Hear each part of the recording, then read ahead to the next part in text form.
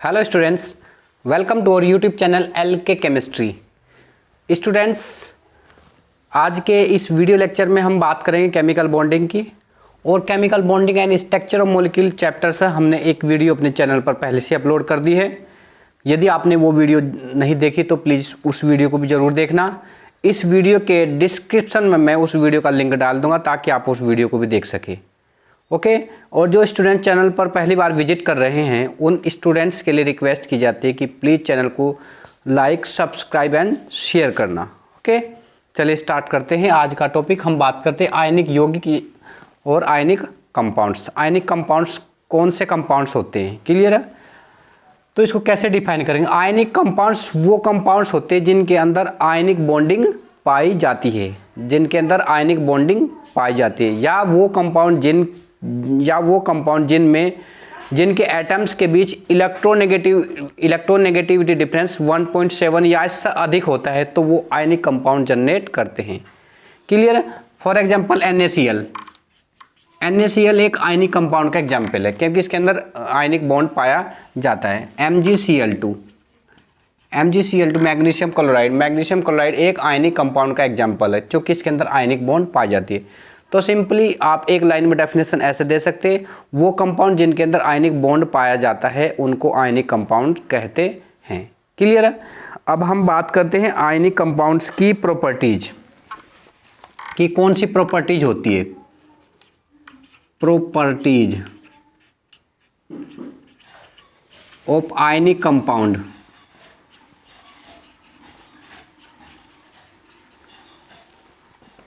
Ionic compounds, properties of ionic compounds. इसमें सबसे पहले हम बात करते हैं क्रिस्टल स्ट्रक्चर।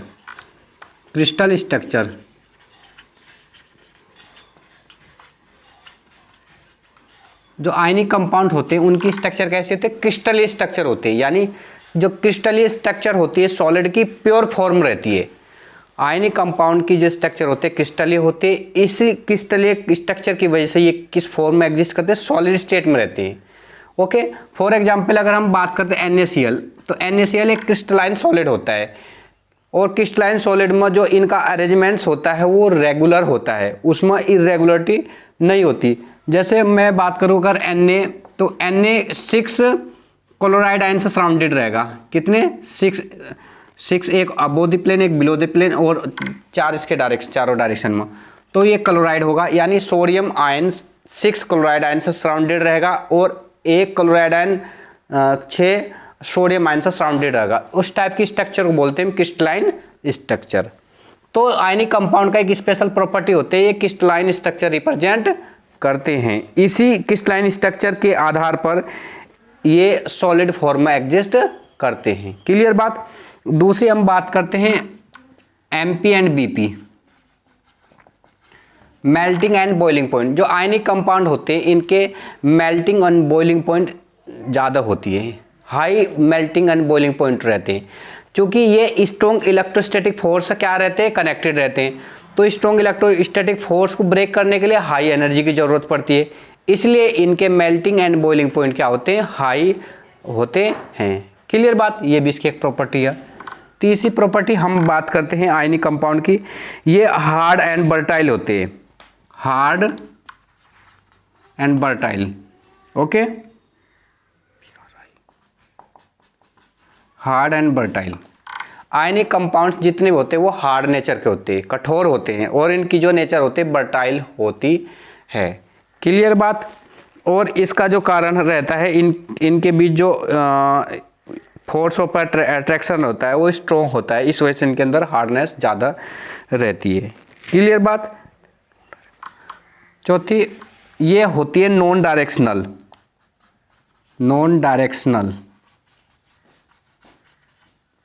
यानी इनकी प्रकृति कैसी होती है?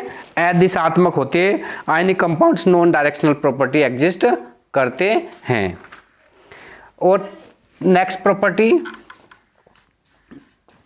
इलेक्ट्रिसिटी क्या होते हैं? कंडक्टर होते हैं। कंडक्टर आयनिक कंपाउंड इलेक्ट्रिसिटी के एक अच्छे कंडक्टर होते हैं। क्लियर बात? इस बात को ध्यान रखना। और इसकी कंडक्टिविटी का कारण यही होता है कि इनके जो आयंस कैटेंस एनायंस होते हैं अपोजिटली चार्ज आयंस रहते हैं, और ये अपोजिटली चार्ज आयन के कारण इनके अंदर आयंस का माइग्रेशन आसानी से हो जाता है, और आयंस के माइग्रेशन के कारण ही ये इलेक्ट्रिसिटी के अच्छे कंडक्टर होते हैं। ओके, इनकी जो कंडक्टिविटी होती है वो सॉलिड फॉर्म में नहीं होती, इनकी कंडक्टिविटी लिक्विड स्टेट में रहती है। लिक्विड स्टेट में ये अच्छे कंडक्टर होते हैं इलेक्ट्रिसिटी, क्योंकि लिक्विड स्टेट में इनके बीच कोई सॉल्वेंट आ जाएगा जिसके कारण से इनमें क्या हो, आयनों का माइग्रेशन आसानी से हो सकता है, जबकि सॉलिड में इनका आयनों का माइग्रेशन नहीं होता। इसलिए सॉलिड स्टेट में इलेक्ट्रिसिटी क्या होती है, बैड कंडक्टर होती है। ओके, अच्छा अब हम बात करते हैं नेक्स्ट, बहुत ही इंपॉर्टेंट पॉइंट है, आयनिक कंपाउंड से बेस्ड है। ये तो आयनिक कंपाउंड की क्या थी, ये प्रॉपर्टी थी। प्रॉपर्टी में आप एक बार रिवीजन करना, क्रिस्टलाइन स्ट्रक्चर शो करते हैं ionic compounds, melting and boiling point high show करते हैं, हार्ड एंड बर्टाइल नेचर होते हैं, नॉन डायरेक्शनल होते हैं, और इलेक्ट्रिसिटी के अच्छे कंडक्टर होते हैं। ये कुछ प्रॉपर्टी थी इनकी, इनको आप लर्न करना। अब हम बात करते हैं लैटिस एनर्जी के बारे में। लैटिस एनर्जी, लैटिस एनर्जी, जालक ऊर्जा, जालक ऊर्जा। तो लैटिस एनर्जी क्या होती है, इसको आप बारीकी से समझ सकते हैं। जब कोई कैटायन एनायन बहुत दूर डिस्टेंस पर, सपोज इनफाइनाइट डिस्टेंस है, तो उसको इनफाइनाइट डिस्टेंस से एक दूसरे के पास लाने के लिए, इनफाइनाइट डिस्टेंस से कैटायन एनायन को पास लाने के लिए जो एनर्जी रिलीज होती है, जो एनर्जी रिलीज होती है उस एनर्जी को हम बोलते हैं लैटिस एनर्जी। दोबारा समझो, कैटायन एनायन को इनफाइनाइट डिस्टेंस से पास लाने के लिए जो एनर्जी रिलीज होगी उसको हम बोलते हैं लैटिस एनर्जी, या इसको दूसरे शब्दों में ऐसे कह सकते हैं, किसी आयनिक क्रिस्टल्स, किसी आयनिक कंपाउंड्स के अंदर से कैटायन एनायनों को सेपरेट करने के लिए जो आवश्यक ऊर्जा होगी उसको बोलेंगे हम लैटिस एनर्जी या जालक ऊर्जा। आयनिक कंपाउंड्स में कैटायन एनायन को ब्रेक करने के लिए जो एनर्जी की आवश्यकता होगी या अमाउंट जितनी रिलीज नीड होगा उसको हम बोलते हैं लैटिस एनर्जी। क्लियर बात? जैसे हम लिख सकते हैं A प्लस, ये कैटायन है, प्लस B एनायन। ये कैटायन एनायन इनफाइनाइट डिस्टेंस पर है, तो इनका एक दूसरे के पास लाने के लिए जो रिलीज एनर्जी होगी, A cation B anion plus U, इसको बोलते हैं लैटिस एनर्जी। तो ये होगी लैटिस एनर्जी। और इसको दूसरे वे में हम कैसे कैटायन एनायन, इनको ब्रेक करने के लिए रिक्वायर्ड एनर्जी जो होगी उसको बोलेंगे हम लैटिस एनर्जी। क्लियर बात? अच्छा, इस बात को एक साइंटिस्ट थे मेडयूलंग,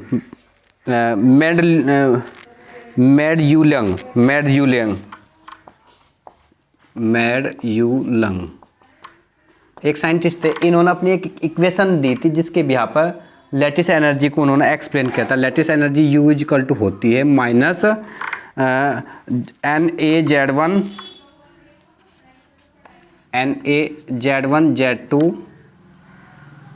NaZ1Z2 E स्क्वायर अपॉन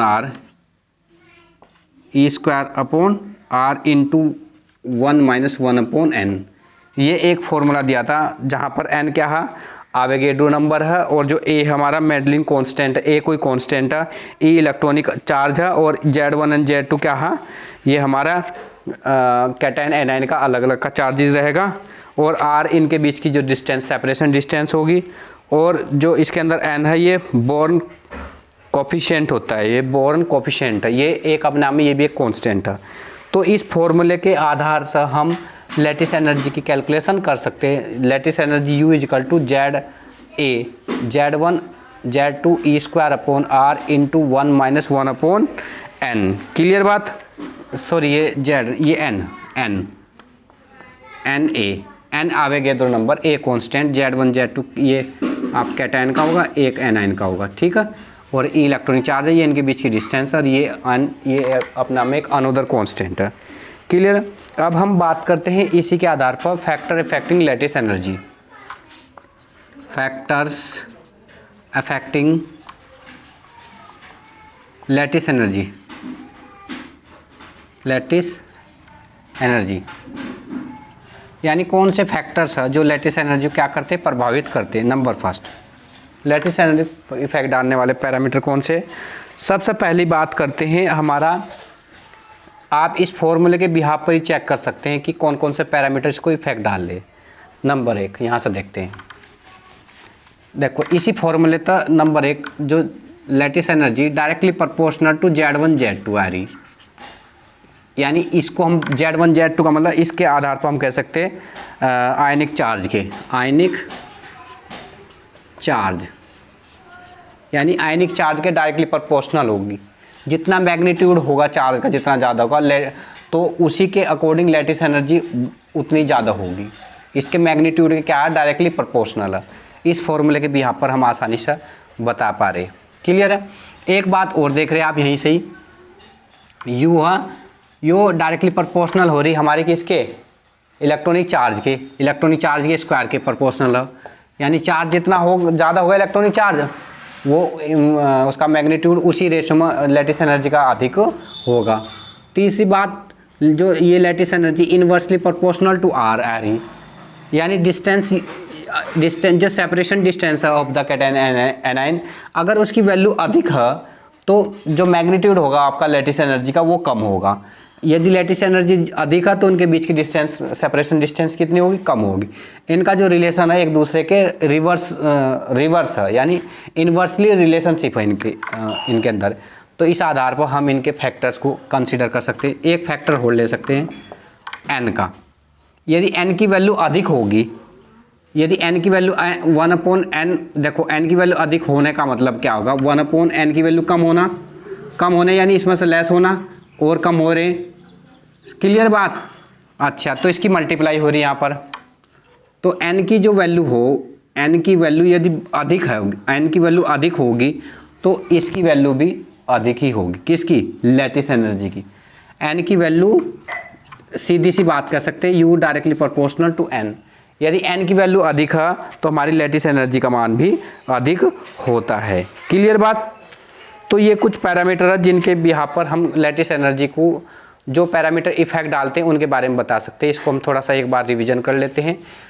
ये हाँ, जो हमारी जो इक्वेशन है मेंडलियुलंग इक्वेशन के आधार पर ही हम लैटिस एनर्जी का एक्सप्लेनेशन करते हैं।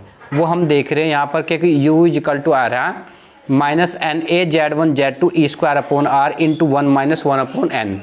अब यहाँ पर हम इस फॉर्मूले के बिहाफ पर देख रहे हैं कि n तो कांस्टेंट है, a भी कांस्टेंट है, Z1 Z2 इन पर प्रोपोर्शनल हो रहा है, E² के प्रोपोर्शनल हो रहा है, R के इन्वर्सली प्रोपोर्शनल हो रहा है, और n की वैल्यू बढ़ रही तो ये भी बढ़ रही।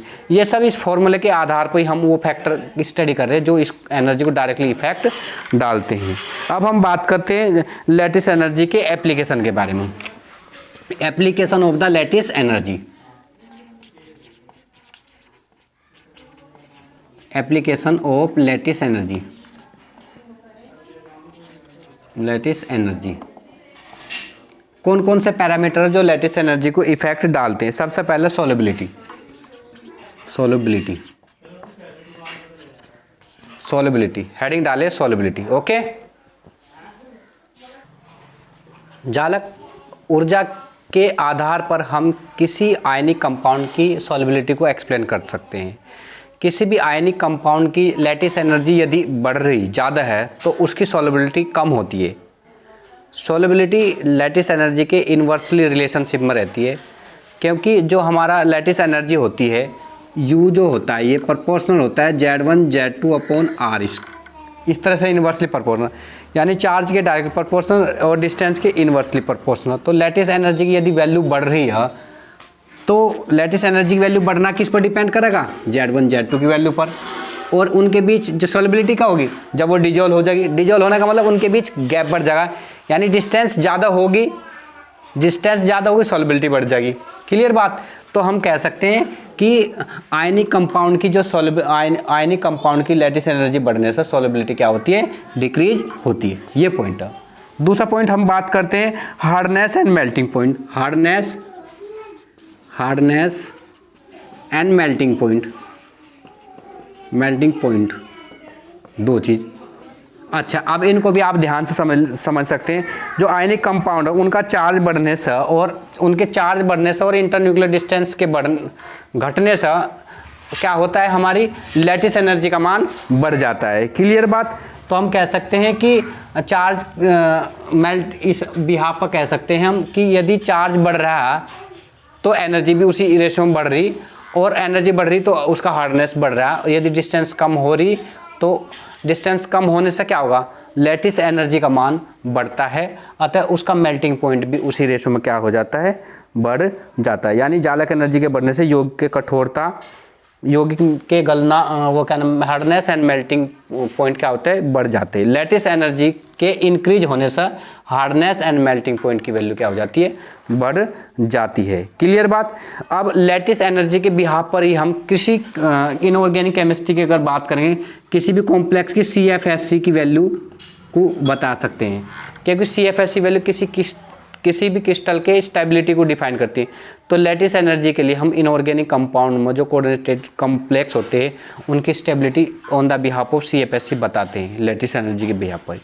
और एक चीज़ और बात हम बता सकते हैं, लैटिस एनर्जी के बिहाफ पर ही हम पेरोक्साइड सुपरऑक्साइड के बारे में स्टडी कर पाते हैं। तो ये कुछ पॉइंट है जो एप्लीकेशन वाले पोर्शन में आती है हमारे सॉल्युबिलिटी के, इसके लैटिस एनर्जी के। और एक चीज़ और है, जो हमारे आयनिक कंपाउंड होते हैं तो उनकी जो सॉल्युबिलिटी होती है वो उन आयनों के चार्ज तथा उनके बीच की जो डिस्टेंस है उन पर डायरेक्टली डिपेंडेंट रहती है। चार्ज यदि ज़्यादा होगा, चार्जेस ज़्यादा होगा तो उसी रेशो में लैटिस एनर्जी की वैल्यू ज़्यादा हो जाएगी। लैटिस एनर्जी यदि वैल्यू ज़्यादा है तो उसकी सॉल्युबिलिटी कम हो जाती है। और एक बात दूसरी, सेपरेशन डिस्टेंस यदि चार्ज का कम है, कम होने से क्या होगा, हमारी लैटिस एनर्जी की वैल्यू बढ़ जाएगी। लैटिस एनर्जी की वैल्यू बढ़ जाएगी, सॉल्युबिलिटी डिक्रीज हो जाएगी। इन दोनों बातों को आप ध्यान रखना, क्योंकि U proportional to Z1 Z2 और U inversely proportional to 1/R, तो इनके बिहाफ पर हम बता सकते हैं। और जो लैटिस एनर्जी होती है सॉल्युबिलिटी के इन्वर्सली रिलेशनशिप को प्रूव करती है। क्लियर बात, आप इसको ध्यान से समझना। और यदि ये आपको कंसेप्ट अच्छे लगे, ये कुछ कंसेप्ट आपको समझ में आए, तो आप वीडियो को लाइक, सब्सक्राइब एंड शेयर करना। Thank you.